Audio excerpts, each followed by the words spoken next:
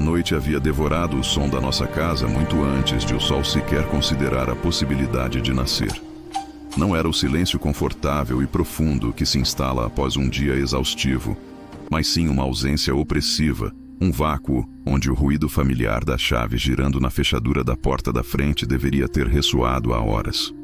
O silêncio era, naquela madrugada, um parasita que se alimentava da nossa respiração e do ritmo desesperadamente acelerado dos nossos corações. Era uma regra não escrita, quase uma lei da física dentro daquela família.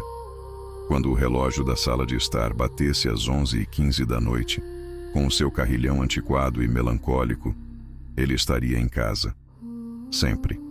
O pai, Marco, era um homem de rotinas rígidas, um arquiteto da previsibilidade que usava a pontualidade como armadura contra o caos do mundo. Ele nunca se atrasava, nunca cancelava, nunca falhava. Sua vida era uma série de pontos conectados por linhas retas e previsíveis. Por isso, quando o carrilhão ecoou pela casa, pontualíssimo, e a porta permaneceu inabalavelmente fechada, uma rachadura invisível se formou no verniz liso da nossa realidade. Mamãe, Helena, tentou ignorar a falha inicial, essa quebra na matriz do tempo.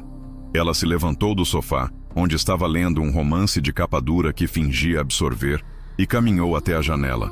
O vidro refletia seu rosto tenso, iluminado apenas pela luz de leitura. Ela esfregou a têmpora com uma lentidão calculada, uma tentativa vã de impor calma ao momento. A rua estava vazia. A luz do poste na esquina projetava sombras longas e fantasmagóricas que dançavam com o vento frio de outono. Ele deve ter pego o trânsito, querida, ela murmurou, embora soubesse que àquela hora a cidade já dormia. Ela disse isso para mim, mas principalmente para si mesma, na esperança desesperada de que a verbalização da desculpa a tornasse real. Eu, sentado à mesa da cozinha, observava o café na xícara de Marco esfriar. Ele o bebia invariavelmente às 10h30, após o noticiário da noite. Agora, a superfície do líquido estava coberta por uma película fina e leitosa, um testemunho mudo e frio da sua ausência prolongada. O tempo passou, arrastando-se com a lentidão torturante de um sonho ruim. Meia-noite. 1h30. Helena parou de dissimular por volta das 2 da manhã. A máscara de controle que ela usava se desfez, revelando uma ansiedade crua e febril. Ela começou a andar pela casa, um trajeto repetitivo e inútil. Sala de estar, corredor, cozinha, janela, repetindo o ciclo. Cada passo parecia carregar o peso de uma pergunta não respondida. "Você ligou para o escritório de novo?" perguntei, minha voz soando pequena e áspera no silêncio da madrugada. "Sim, claro que liguei. Várias vezes. Não há ninguém. A secretária eletrônica diz que a empresa fecha às 7. Ele não tinha reuniões tardias. Ele as odiava. Ele não bebia, nunca teve o hábito. Ele não tinha amigos secretos ou hobbies noturnos que pudessem justificar um atraso tão monumental. Marco era previsível. E a previsibilidade dele, que antes nos parecia monótona, agora era o farol que buscávamos desesperadamente no meio de uma escuridão desconhecida. Às 3h20 da manhã, o terror paralisante deu lugar a uma necessidade urgente de ação, não importa o quão fútil fosse. Helena pegou o celular de Marco que estava carregando na bancada da cozinha, intocado. Ele o havia esquecido. Isso era um detalhe crucial, uma rachadura ainda maior na sua rotina. Marco nunca, jamais deixava seu celular. Era sua ferramenta de trabalho, sua extensão digital. O fato de tê-lo deixado para trás sugeria que ele não planejava se comunicar. Abrimos o aplicativo de rastreamento de localização. Nada. A última atualização mostrava o ponto azul no centro de Manhattan, onde ficava seu escritório, às 5h30 da tarde. Depois disso, o vácuo. A primeira luz do dia não trouxe conforto, apenas clareou a nossa miséria. O amanhecer revelou o pó nos móveis e a desordem sutil que a escuridão escondera, tornando a casa repentinamente menos acolhedora e mais estranha. Helena estava sentada à mesa, o rosto enterrado nas mãos. Seu cabelo, geralmente impecável, estava desalinhado. A imagem era de uma fragilidade que eu nunca tinha testemunhado. Meu pai era o pilar. Sem ele, o teto parecia prestes a desabar sobre nós. Tomamos a decisão de vasculhar a casa.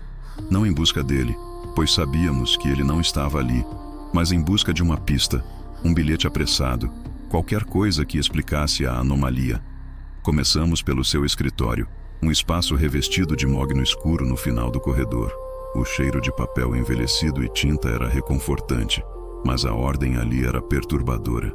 Seus livros estavam perfeitamente alinhados, seus projetos empilhados e categorizados. O cinzeiro de cristal que ele nunca usava estava intocado. Foi no meio da busca que o primeiro loop se abriu, frio e cortante.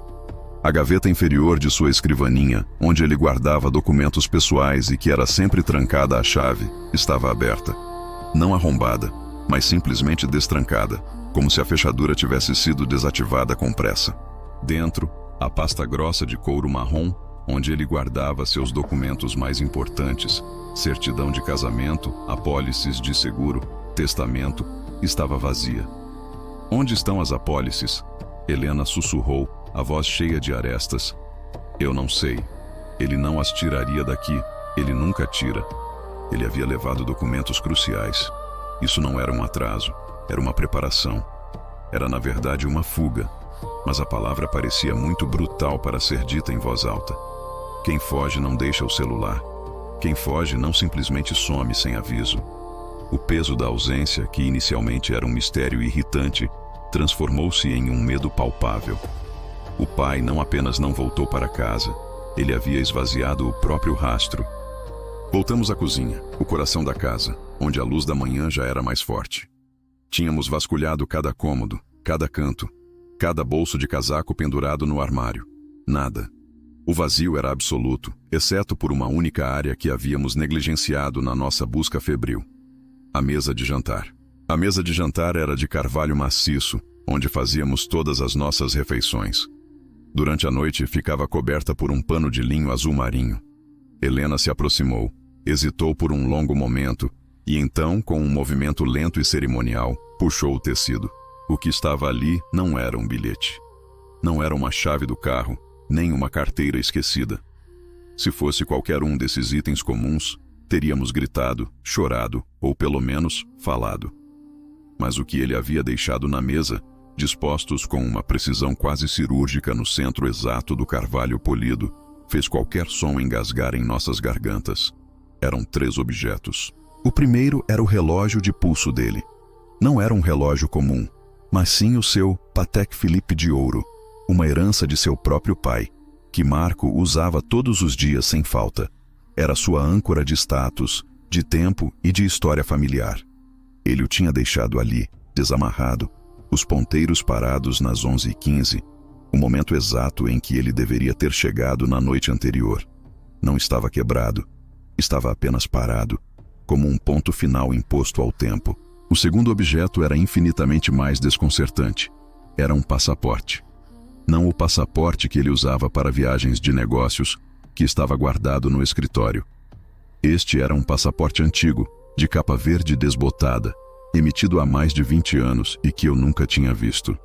A foto dentro mostrava um homem que se parecia com Marco, mas mais jovem, com um corte de cabelo diferente e, crucialmente, um nome diferente. O passaporte estava aberto na página da identificação, e o nome ali, completamente desconhecido para nós, era Alexander Vesper. O documento parecia autêntico, mas levantava uma montanha de perguntas aterrorizantes. Quem era Alexander Vesper? Por que Marco tinha esse documento guardado? E por que o deixaria agora, 20 anos depois de sua emissão, parado sobre a mesa de jantar? E então, havia o terceiro item, o mais chocante de todos. Entre o relógio e o passaporte, repousava um pequeno envelope branco, lacrado com uma gota de cera vermelha que levava o selo de um leão rampante, um brasão que nunca havíamos visto. O envelope não tinha destinatário escrito. Era apenas para ser aberto. Helena estendeu a mão, sua pele pálida e translúcida sob a luz da manhã. O tremor em seus dedos era visível enquanto ela hesitava sobre a cera vermelha. O som do rasgar do papel, quando ela finalmente forçou a abertura, foi estrondoso na quietude da cozinha. Era o único som que ousava quebrar o silêncio desde a meia-noite. Dentro do envelope não havia uma carta de despedida ou uma explicação. Havia apenas uma única fotografia impressa em papel fotográfico de alta qualidade, nítida e perturbadora. A fotografia não era da nossa família, não era dele. Era uma imagem em preto e branco de um prédio. Um edifício antigo, de arquitetura maciça e gótica, que parecia saído de um filme de espionagem da Guerra Fria. O prédio era inconfundível. Era a embaixada da Rússia, tirada de um ângulo incomum, quase como se o fotógrafo estivesse escondido na rua transversal. Abaixo da foto, em uma caligrafia elegante, mas que não era a letra de Marco, havia uma única frase escrita à tinta preta: "O leão dorme no topo da colina. Ele só espera o relógio parar." Helena soltou um gemido sibilante, um som de dor que não chegava a ser um grito. Seu olhar percorreu os 3 objetos: o relógio imóvel, o passaporte com o nome de um fantasma e a fotografia da embaixada com a mensagem críptica. Naquele momento, toda a nossa busca pela lógica, toda a nossa esperança de que ele estivesse apenas atrasado por um pneu furado ou uma emergência de trabalho, desmoronou em uma pilha de cinzas frias. Marco não estava atrasado.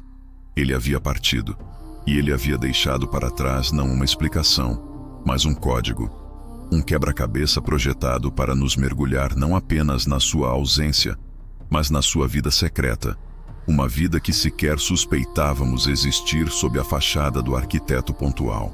O silêncio que se abateu sobre a cozinha era diferente de tudo que já havíamos experimentado. Era um silêncio total, o tipo que acontece quando a mente tenta processar uma impossibilidade. Nossos pulmões pareciam ter esquecido como respirar o ar, agora pesado com o cheiro de medo e o cheiro metálico da tinta da fotografia. O mundo girava e parava ao mesmo tempo. Marco, nosso pai, não apenas sumiu, ele se desintegrou, deixando apenas pistas sobre uma identidade que ele havia enterrado profundamente. O Alexander Vesper do passaporte, o leão na colina, a embaixada. Tudo isso gritava perigo. Uma vida de duplicidade que ele havia mantido oculta com sucesso por décadas.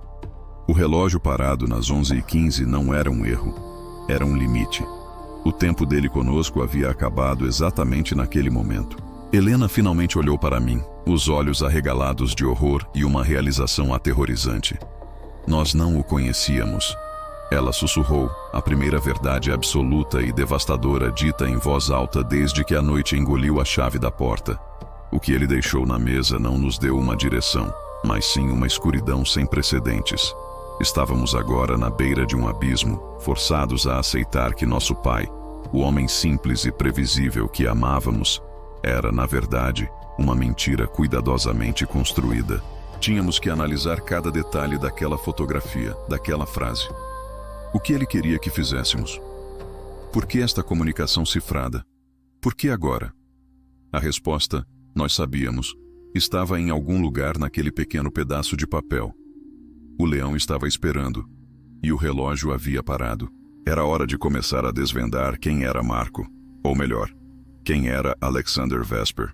A busca pelo paradeiro de nosso pai havia se transformado na busca por sua verdadeira identidade. E a única pista que tínhamos era a foto de um prédio em Washington e um nome falso. Tínhamos que olhar novamente para a fotografia, para a caligrafia, para o selo de cera. Havia mais ali, escondido à vista de todos. Deveríamos procurar pela chave que ele não deixou. E por que a vida que ele construiu foi interrompida exatamente às 11h15 da noite? Tudo dependia de entender a mensagem. O que significava aquele leão? E onde estava essa colina?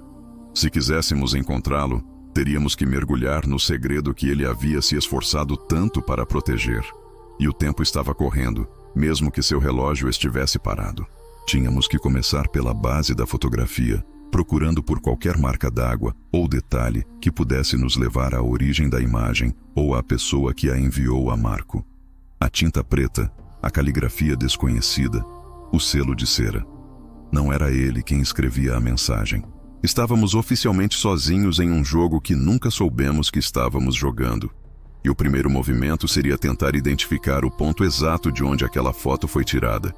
Se a embaixada era o alvo, o ponto de observação era a chave. Ele nos deixou uma mensagem, mas não de amor ou despedida. Ele nos deixou um plano de fuga e um aviso. Um aviso que, pelo silêncio opressivo daquela manhã, parecia já ter chegado tarde demais. A única certeza era que o leão estava acordado, e ele estava faminto. O silêncio que se instalou não era o vazio da ausência, mas sim a densidade palpável da descoberta. Era o som do tempo parando bruscamente, o ar ficando pesado e metálico nos pulmões, dificultando a respiração. Não se tratava apenas do susto de um homem não voltar para casa. Era a confirmação física, fria e inequívoca, de que a vida que eles conheciam havia sido, na melhor das hipóteses, uma elaborada fachada, ou, na pior, uma mentira habilmente construída ao longo de décadas. O que estava sobre a mesa, entre o sal e a pimenta, e ao lado da cesta de pães de ontem, era a prova material dessa dissimulação. Ninguém se moveu.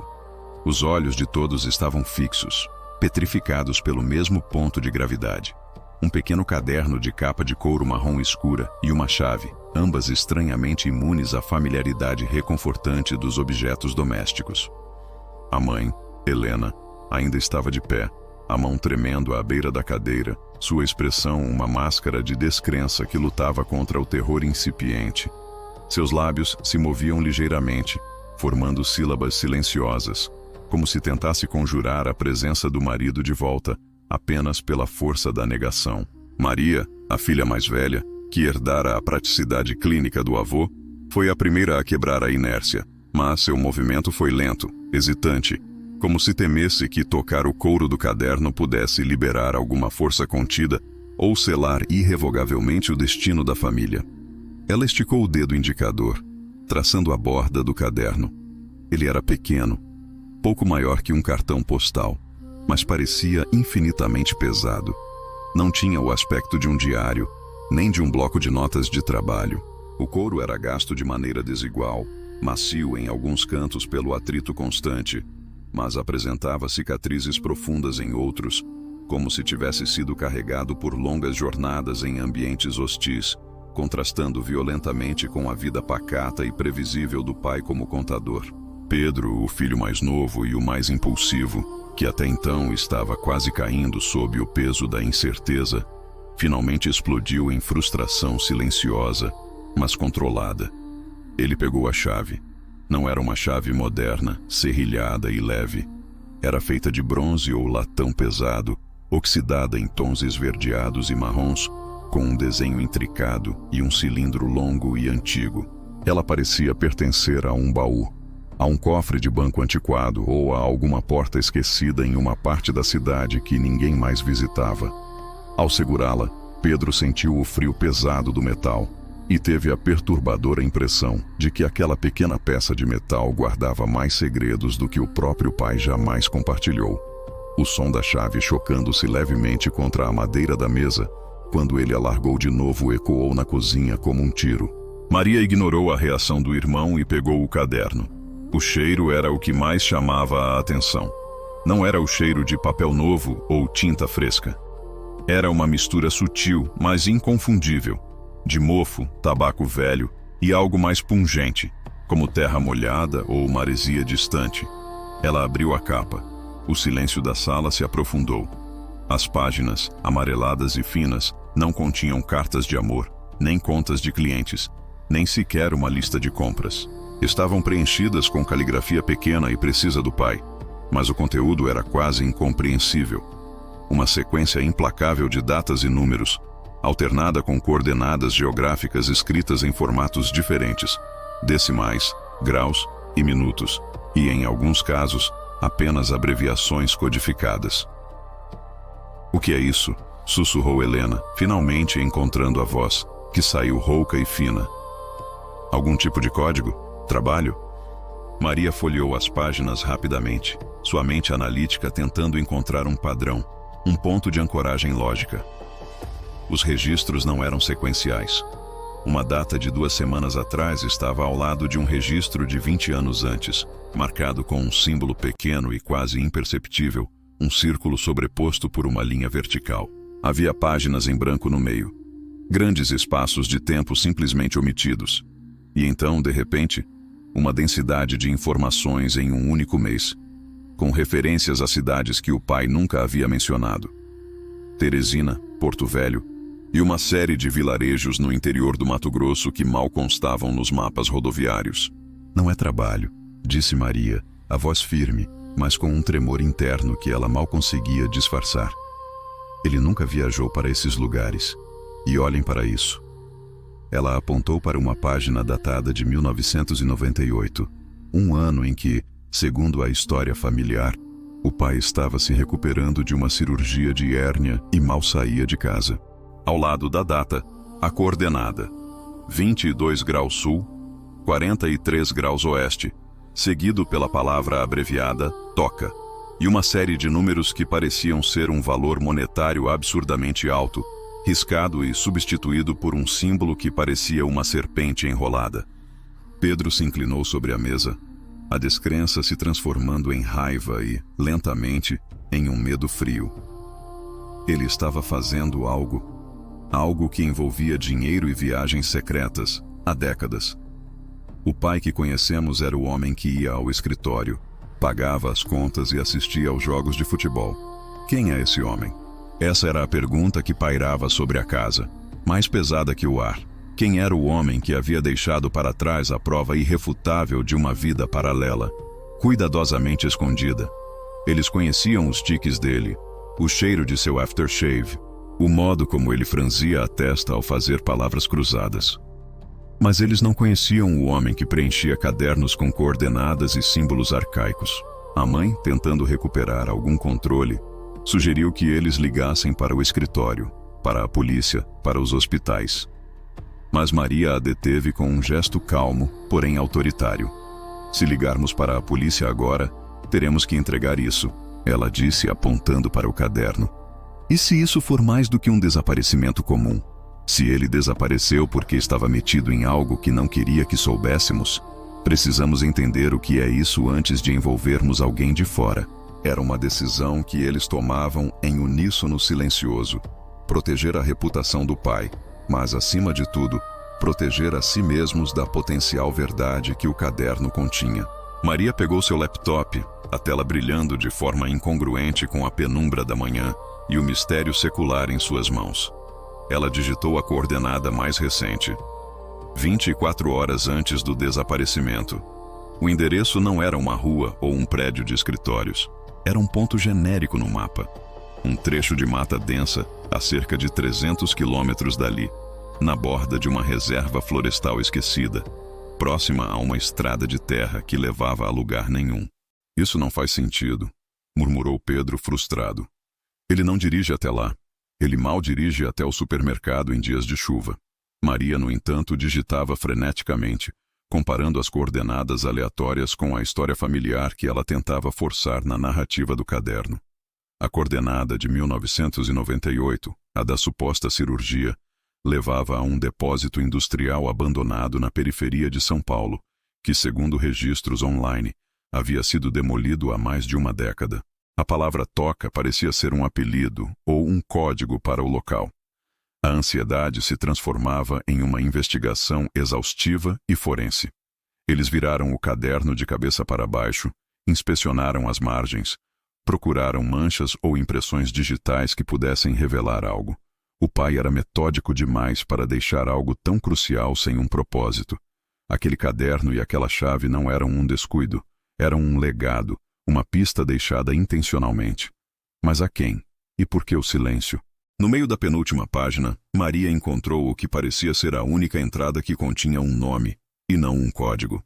Escrito em tinta azul, diferente do grafite das outras entradas. Reunião, L. Silva, 0405-2023. Perigo. A data era do mês anterior. O nome, contudo, não significava nada para eles. Nenhum L. Silva era conhecido na rede social ou profissional do pai. Era um nome comum, quase anônimo, o que o tornava ainda mais ameaçador. A palavra perigo estava sublinhada com tanta força que o papel quase rasgou. Esse era o ápice da tensão que o objeto silencioso lhes impunha. O pai não havia simplesmente fugido. Ele havia se colocado em risco e tentado avisar, de forma oblíqua, a si mesmo ou a alguém mais. Helena, que assistia à investigação com os braços cruzados sobre o peito, deu um pequeno gemido. Ela se lembrou de pequenos incidentes nos últimos meses que ela havia descartado como estresse de trabalho. O pai, que sempre dormia profundamente, havia começado a ter insônia frequente, caminhando pela casa à noite. Ele checava a fechadura da porta 3 vezes antes de ir para a cama. Ele havia tirado dinheiro da conta poupança sem explicar o motivo, dizendo apenas que era uma oportunidade de investimento, que havia falhado rapidamente.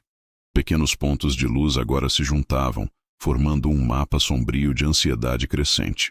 Ele estava assustado, disse Helena, a realização a atingindo como um soco.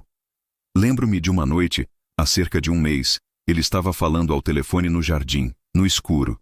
Ele usava fones de ouvido e falava baixo, mas juro que ouvi a palavra acerto. A menção à palavra acerto intensificou a sensação de que não estavam lidando com uma crise pessoal, mas sim com a ponta de um iceberg criminal, ou pior, algo que desafiava a lógica da vida cotidiana. Pedro, enquanto isso, voltou sua atenção para a chave. Era a única coisa que podia ser testada fisicamente, o único item que prometia uma resposta imediata e concreta, em contraste com os mistérios frios do caderno. Esta chave não é daqui, ele insistiu, girando-a nas mãos. Não é do armário da garagem, nem da caixa de ferramentas, nem do porão. É muito específica. Eles fizeram uma varredura mental pela casa, pensando em gavetas trancadas, velhos cofres, caixas esquecidas que o pai pudesse ter guardado.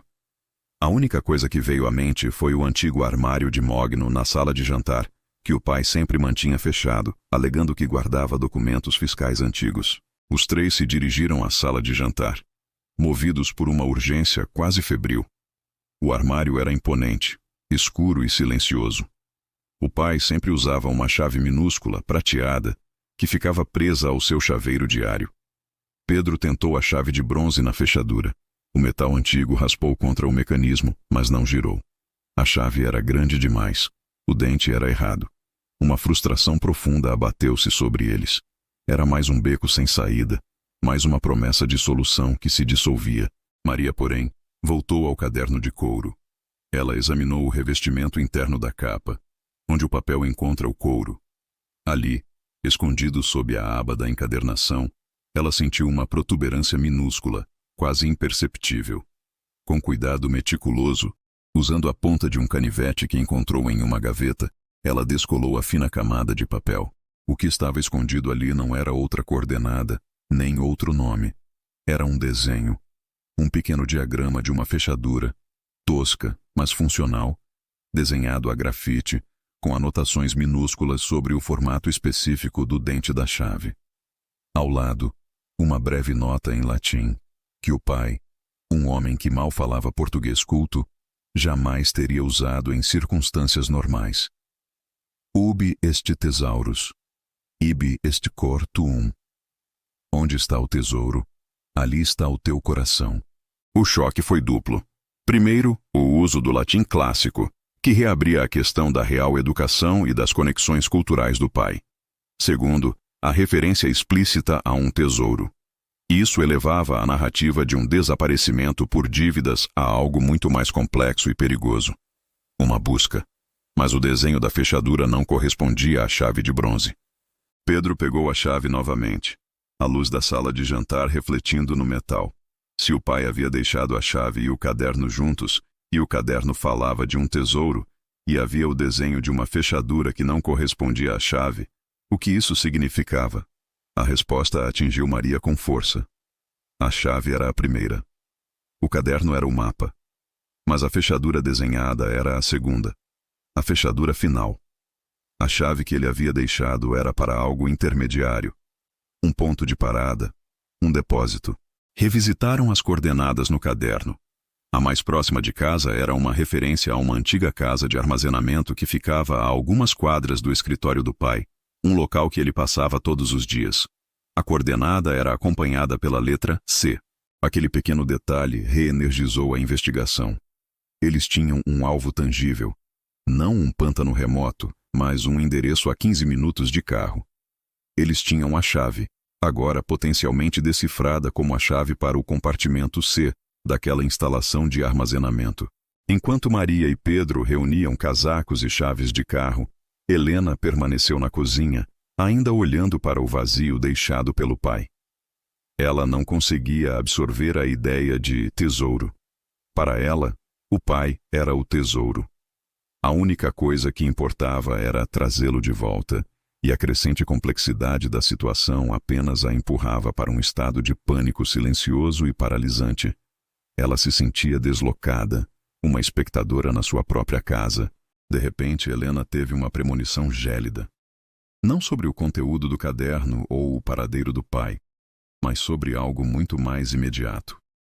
Ela olhou pela janela da cozinha, para a rua ainda úmida pela névoa da manhã. Estacionado do outro lado da rua, onde nunca havia um carro estacionado por mais de 5 minutos, havia um sedã escuro, de vidros fumê. Era um modelo genérico, impossível de identificar.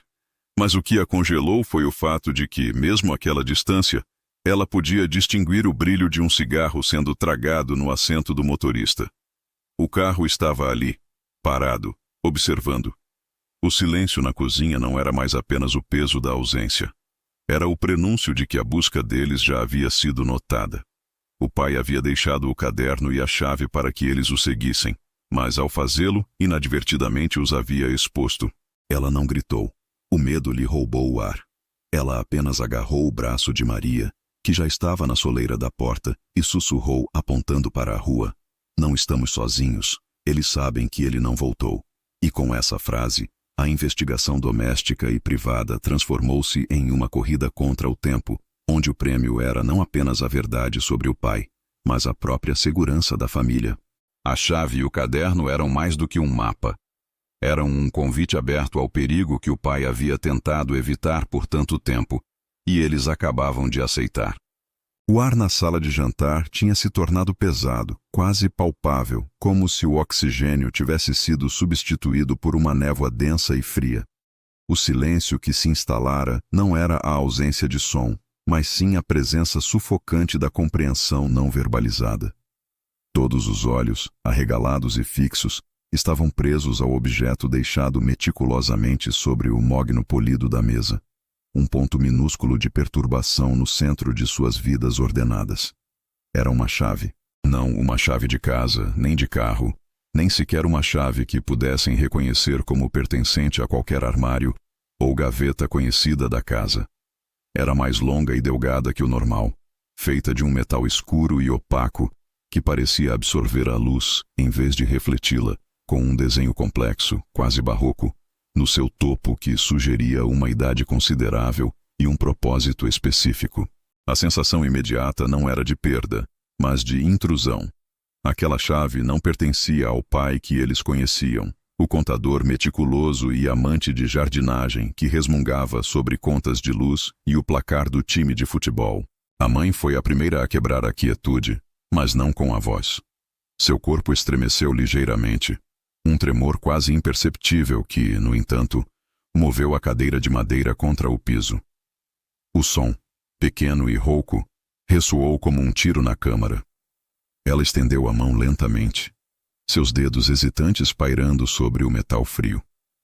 Quando finalmente tocou a chave, a ponta dos dedos dela pareceu se retrair de imediato, como se o objeto estivesse carregado de uma eletricidade estática e invisível. Ela a puxou para si, girando-a sob as luzes suspensas, estudando a complexidade dos dentes, que eram irregulares e dispostos em padrões que desafiavam a lógica das fechaduras domésticas. A chave parecia pesada demais para seu tamanho, carregando o peso de um segredo que talvez eles não tivessem estômago para suportar. O filho mais velho, sempre o pragmático, pigarreou, forçando a voz a sair de sua garganta apertada. Ele murmurou algo sobre ligar para a polícia, mas a mãe o interrompeu com um gesto firme e silencioso da mão. Aquele objeto na mesa havia imposto uma nova regra. O mundo exterior, o mundo da normalidade e das autoridades, estava agora a uma distância intransponível. A chave gritava sem som que o desaparecimento do pai não era um acidente comum, não era uma falha de memória ou um incidente de saúde, mas sim um ato premeditado, uma porta que havia sido fechada por trás dele. Os olhos da família se moveram da chave para a porta do escritório do pai, que permanecia ligeiramente entreaberta, um portal escuro convidando ao mistério. O escritório sempre fora um santuário, Um local de arquivos e silêncio onde o pai passava horas a fio. A mãe se levantou. Seus movimentos agora carregados de uma determinação fria que contrastava com sua fragilidade inicial. Ela apertou a chave na palma da mão. Seus nós dos dedos brancos. A urgência de entender, de desfazer o nó de terror que se formava em seus estômagos, era agora mais forte do que a reverência pelo espaço privado do homem. Entrar no escritório foi como invadir um museu que de repente se tornara perigoso. O cheiro familiar de papel envelhecido, café frio e a discreta colônia de lavanda de seu pai pairavam no ar. A sala estava, à primeira vista, imaculada. Os arquivos estavam organizados por cor, as pilhas de livros alinhadas perfeitamente, o computador desligado. Tudo era exatamente como ele o deixava, exceto por uma coisa: a ausência dele. O filho mais novo, a garota que até então havia permanecido em um estado de choque silencioso, apontou para a escrivaninha. Uma gaveta estava ligeiramente aberta. Apenas alguns milímetros, mas o suficiente para quebrar a simetria neurótica de seu pai. A mãe se aproximou da escrivaninha, passando a mão trêmula sobre a madeira fria, antes de tocar a alça de latão da gaveta. Ela a puxou com cuidado. E o silêncio da noite foi novamente preenchido pelo som abafado do metal, deslizando sobre os trilhos. Lá dentro, a desordem sutil era gritante. Em vez de canetas e clipes, havia uma pequena caixa de madeira escura, entalhada com um símbolo que a família nunca havia visto. Um círculo cortado por duas linhas paralelas.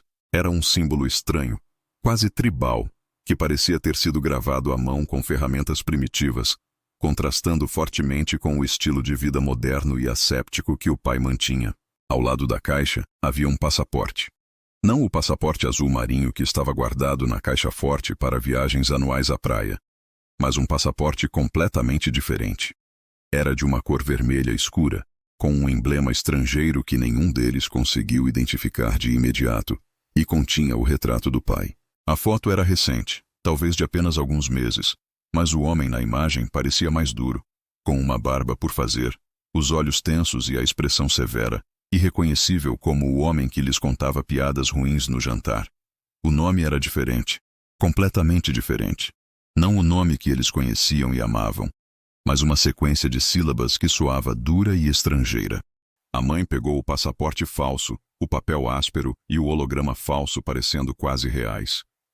A identidade que ele continha era tão detalhada que chegava a ser perturbadora. Datas de nascimento, profissões, histórico de viagens, tudo inventado, mas executado com a perfeição de um falsificador mestre. O peso da mentira pairou sobre eles, esmagador. O pai não apenas tinha um segredo, ele tinha uma vida paralela, uma identidade construída e mantida em segredo por anos, talvez décadas. O filho mais velho, respirando superficialmente, se inclinou sobre a caixa de madeira. Ele tentou abri-la, mas a caixa estava trancada. A chave na mão da mãe, o objeto misterioso da mesa de jantar, de repente adquiriu um foco aterrador. Com um assentimento mudo, a mãe aproximou a chave do entalhe da caixa. Ela se encaixou. Perfeitamente. Sem resistência, o clique foi suave, quase inaudível, mas para a família, foi o som mais alto da noite, o som do destino sendo selado. A caixa não continha dinheiro, nem joias, nem documentos bancários comprometedores. Em vez disso, estava preenchida com um mapa dobrado, feito de papel pardo antigo e fino, e uma série de pequenos cadernos de capa preta, idênticos, amarrados com um barbante de cânhamo. O mapa estava rabiscado com coordenadas geográficas que pareciam situar-se em regiões remotas e inóspitas do planeta, locais que o pai nunca havia mencionado em suas histórias. Havia anotações em tinta vermelha e azul que pareciam ser uma mistura de criptografia e um idioma que ninguém reconheceu. Não parecia ser latim ou grego, mas sim algo mais antigo, com caracteres pontiagudos e angulares. Os cadernos, no entanto, eram o verdadeiro motor do terror. A mãe pegou o primeiro, desamarrou o barbante e abriu-o na primeira página. A letra era inconfundível, a caligrafia elegante e inclinada de seu pai. Mas o conteúdo era de um mundo que eles não podiam conceber. Não eram diários, mas registros minuciosos e frios. Descrições detalhadas de vigilância, rotas de fuga, encontros codificados e nomes. Nomes que pareciam pertencer a organizações que só existiam em filmes de espionagem. A Célula Vermelha, o Consórcio, a Rede Oculta. O filho mais velho começou a folhear o segundo caderno. Ele parou abruptamente ofegando. Mãe, olhe isso, a data! A página estava datada de 10 anos antes. A entrada descrevia a neutralização de um alvo em uma cidade europeia. A descrição da operação era técnica e desumana, falando de equipamentos, pontos de infiltração e extração. No final, havia um desenho, um esboço a lápis rápido e frio. Um rosto. Era o rosto do vizinho amigável que morava na rua de trás e que havia se mudado abruptamente, segundo ele, para cuidar de uma tia doente há quase uma década. Um choque elétrico percorreu a sala. O pai não era apenas um contador com uma vida secreta. Ele era um espião, um agente, ou algo infinitamente mais perigoso. As piadas bobas, a paixão por jardinagem, os ternos xadrez, tudo era uma fachada elaborada e hermética para esconder uma profissão que envolvia a aniquilação de pessoas. A garota, mais sensível ao peso emocional do que às implicações geopolíticas, apontou para uma mancha escura na borda de um dos cadernos. Uma marca que parecia ser sangue seco. Ele estava ferido. Ela sussurrou, a voz fina e quase esmaecida. A mancha era pequena, mas inegável, ligando o conteúdo abstrato dos cadernos à violência física e real. A mãe, paralisada, estava agora segurando duas realidades opostas de seu marido. O homem que a tinha feito rir, que a tinha apoiado através de cada crise, e o fantasma que escrevia sobre alvos e neutralização.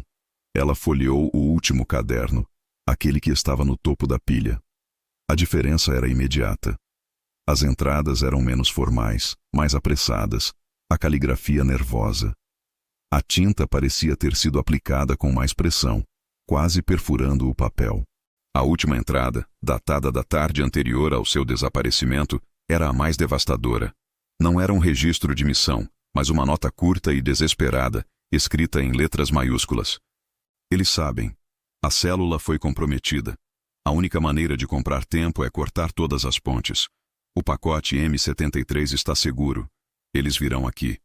Preciso que vocês entendam que tudo foi por vocês. A chave é o último recurso. Nunca tentem me seguir. Se eu não voltar ao toque da aurora boreal, queimem os cadernos. Queimem tudo. E usem o passaporte. O nome agora é proteção. O toque da aurora boreal. Era um eufemismo que ele usava para descrever um momento exato.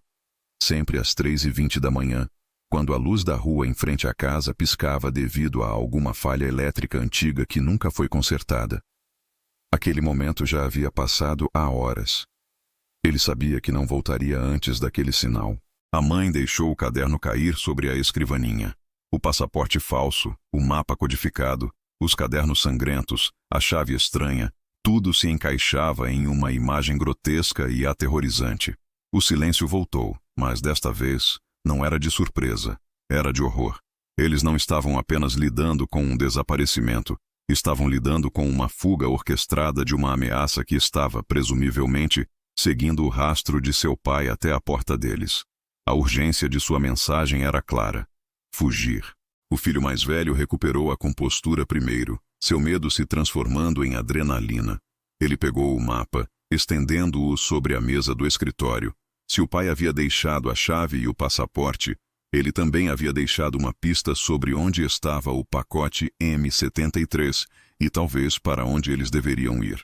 Enquanto examinavam os hieróglifos do mapa, a mãe sentiu um calafrio subir pela espinha, uma intuição primária de perigo. O que o pai havia escrito era claro. Eles virão aqui.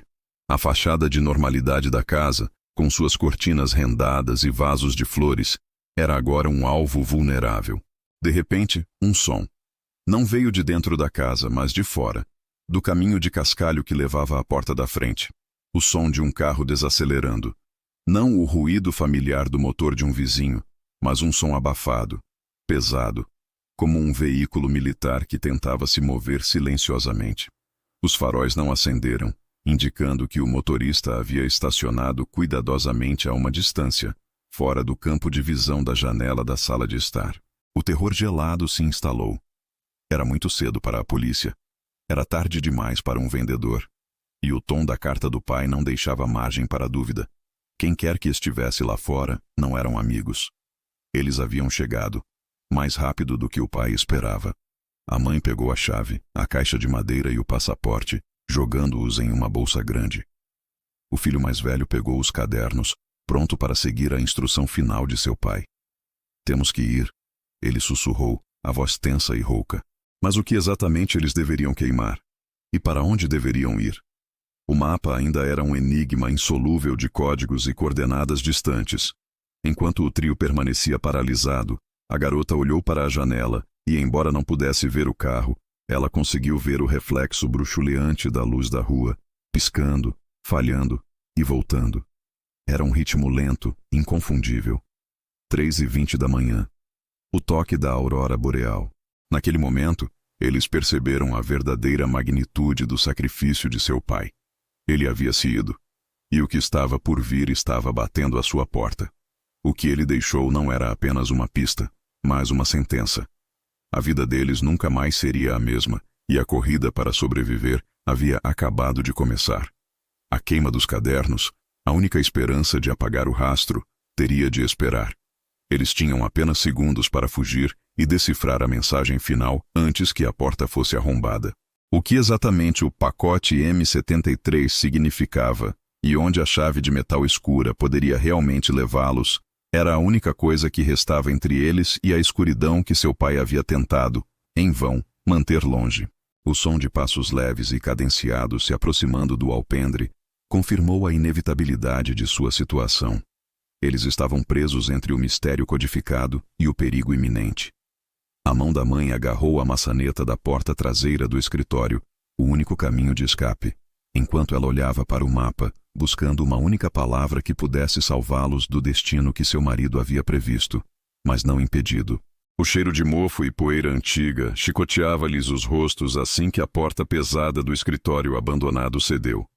Não era o escritório de onde Elias trabalhava, mas o refúgio que ele mantinha trancado no fundo do porão. Um lugar esquecido onde o tempo parecia ter coagulado em um silêncio perpétuo. O objeto deixado na mesa de jantar, a chave de bronze oxidada que agora a mãe apertava na palma da mão, tinha sido a pista mais cruel de todas, um convite para o abismo, entregue com a delicadeza de um adeus. O feixe de luz da lanterna de Daniel rasgou a escuridão, revelando uma sala pequena e claustrofóbica, dominada por uma grande escrivaninha de carvalho maciço. Era um cenário saído de um pesadelo de Elias. Um acúmulo de móveis pesados e livros de capa preta, todos cobertos por uma camada grossa de indiferença cinzenta. O ar era tão denso que parecia resistir à respiração, e o som da própria pulsação soava como um tambor cavernoso na escuridão. Lucas, o mais jovem, tropeçou em um banco de madeira, o ruído seco ecoando e morrendo rapidamente, engolido pelas paredes de concreto. Ele estava pálido, e seus olhos, que sempre brilhavam com uma curiosidade juvenil, agora refletiam apenas o medo paralisante que sentia. Mariana, mais pragmática, forçou-se a ignorar o odor acre e concentrou-se na escrivaninha. Estava claro que a chave pertencia a ela. O silêncio que os havia dominado na sala de jantar agora era uma entidade física que os apertava. Uma presença fria que sussurrava as piores possibilidades. Eles sabiam que a nota de Elias, aquela caligrafia apressada e quase ilegível, não era um bilhete de suicídio, mas uma declaração de guerra. Ele não havia fugido. Ele havia se posicionado. E o que quer que ele tivesse deixado na mesa junto com a chave, era o detonador dessa posição. A mãe, Mariana, aproximou-se da escrivaninha, a lanterna em mãos tremendo ligeiramente. A madeira era fria e áspera. O objeto não estava sobre a mesa, mas dentro dela. Ela inseriu a chave no buraco da fechadura central, sentindo a fricção do mecanismo antigo. O estalo seco do trinco se soltando foi ensurdecedor. A gaveta central da escrivaninha de Elias deslizou para fora com um gemido lento e prolongado, liberando um cheiro de papel velho e tinta seca. Não havia pilhas de dinheiro, nem armas, nem ouro.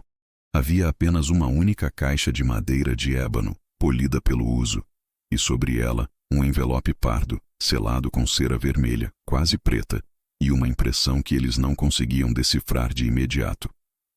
A mãe estendeu a mão, hesitante. Daniel a segurou. "Espere, mãe. Deixe-me ver o envelope primeiro." Ele sussurrou, a voz tensa e baixa.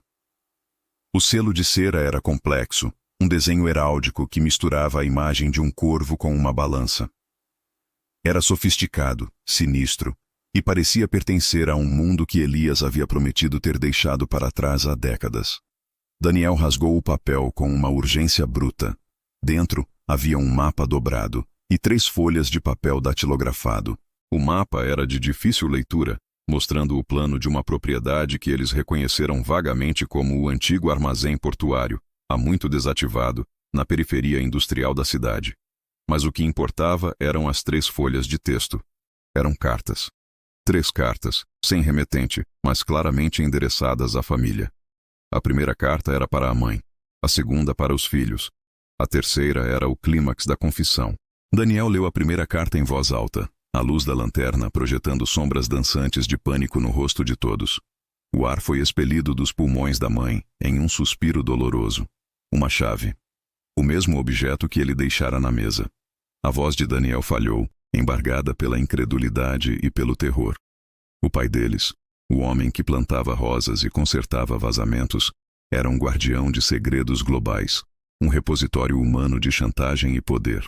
A segunda carta, dirigida a Daniel, Lucas e Mariana, continha as instruções de segurança e o verdadeiro propósito do clímax.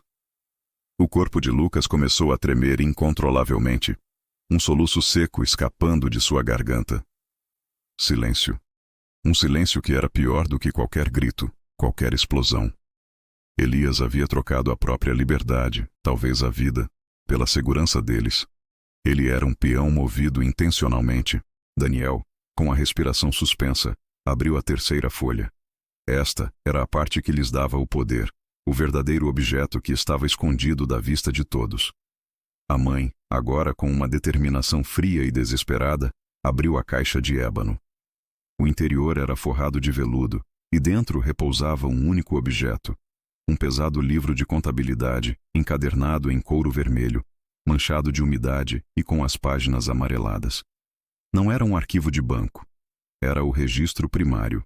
O livro era de uma densidade e detalhe aterrorizantes. Ao folheá-lo apressadamente, a família viu nomes, datas e valores, mas não valores monetários, valores de poder. Nomes de senadores, juízes, chefes de polícia, líderes religiosos, todos ligados por uma teia de favores, chantagens e crimes que remontavam a meio século. Era o mapa da corrupção, a espinha dorsal de um governo sombrio, mantido pela organização. Elias, seu pai, havia sido o cartógrafo dessa escuridão. Mariana parou em uma página específica, marcada com um clipe de papel enferrujado. Ali estava a sua própria família. Não como vítimas, mas como parte do cálculo.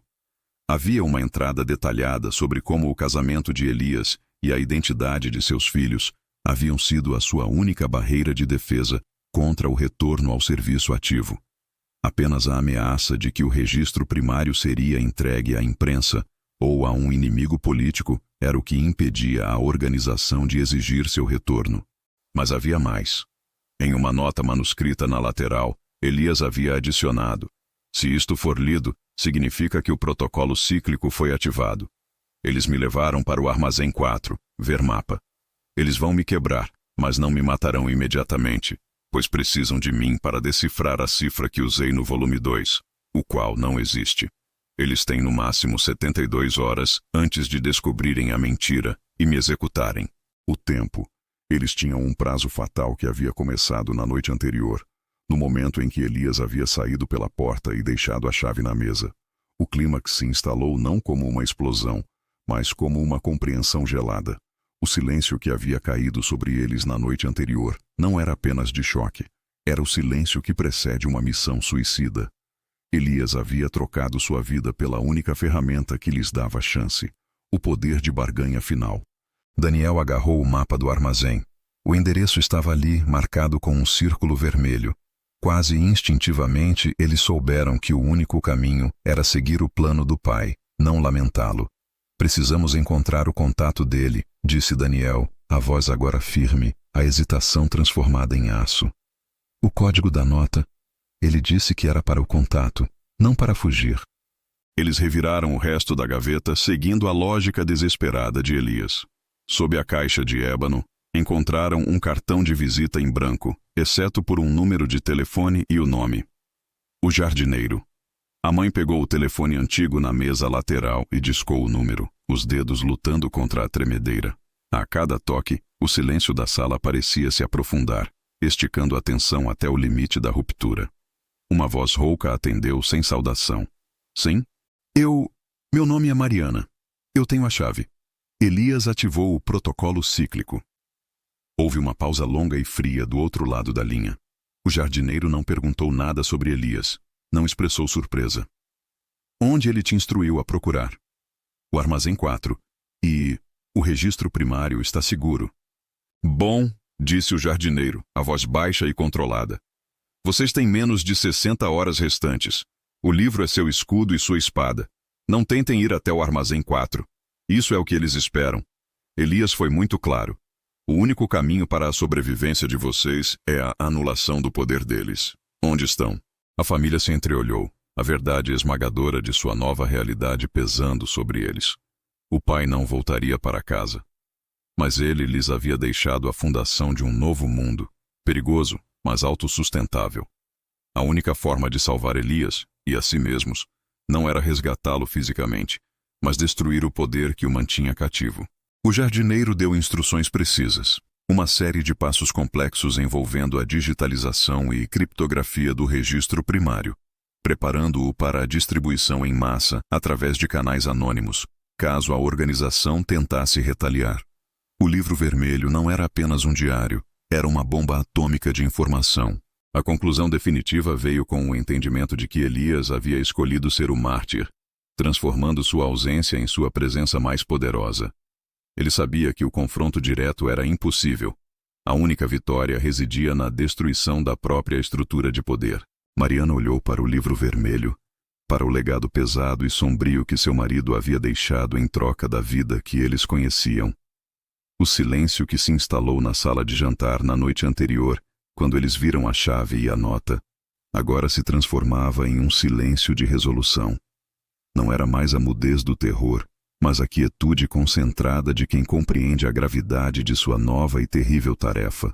O pai deles não voltaria para casa, e essa era uma verdade que eles teriam que carregar para sempre. Mas graças ao que ele deixou na mesa, a chave que abriu a porta para o passado sombrio e o registro que garantia seu futuro, eles iriam sobreviver. Eles iriam lutar. Eles iriam garantir que o sacrifício de Elias não fosse em vão. A única chamada à ação agora era o trabalho. O silêncio havia acabado. A guerra pela verdade estava apenas começando. Eles fecharam a gaveta do escritório, levaram consigo o pesado volume vermelho e emergiram da escuridão do porão para a luz do dia, a família transformada para sempre pelo segredo final de seu pai. Eles eram agora os guardiões do arquivo vivo. A mesa da sala de jantar nunca mais seria um lugar de simples refeições. Seria para sempre o ponto de partida de sua nova e perigosa existência.